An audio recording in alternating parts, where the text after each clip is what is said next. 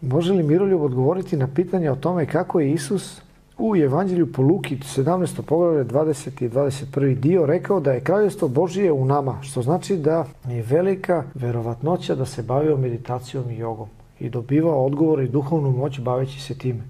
A Miroljub tumači da je to okultizam.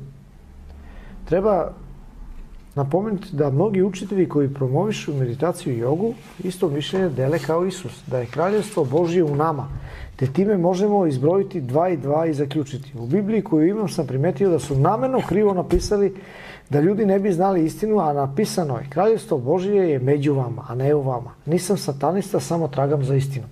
Pozdrav za braću u Kristu Bogu. Znači, dragi prijatelju, Isus je upražnjavao jogu. Meditacija. Možda je učestvovao na Grand Slam turnirima, a možda.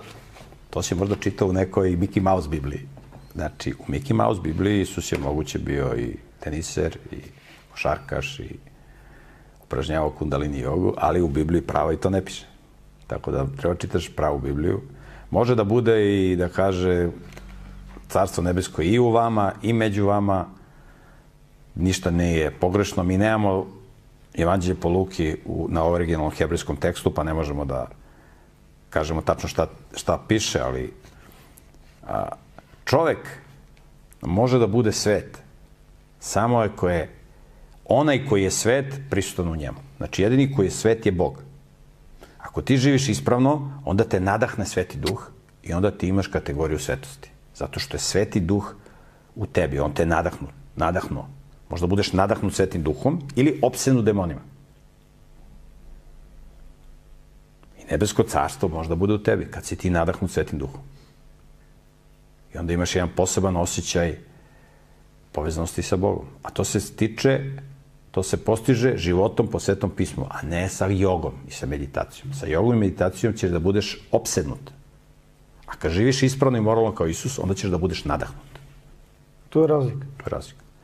Kad si opsednut, onda možda budeš i teniser, i košarkaš, razumeš? I tako dalje, i tako dalje. A ovde, kad si nadahnut, onda ćeš da budeš srećan i da drugima pokazuješ svojim životom šta je sreća i onda će dođu ovi teniseri i fudbaleri da te prikuju na krst. Samo zato što je srećan? Pa zato što si ukor za njihovu savest. Zato što ti svojim životom pokazuješ da su oni buzdovadi. I tako se oni obračunavaju. I onda razumeš, ti im smetaš, ti im bodeš oči. Razumeš, ti si ukor za njihovu savest. Oni ne mogu da se opuste od tebe.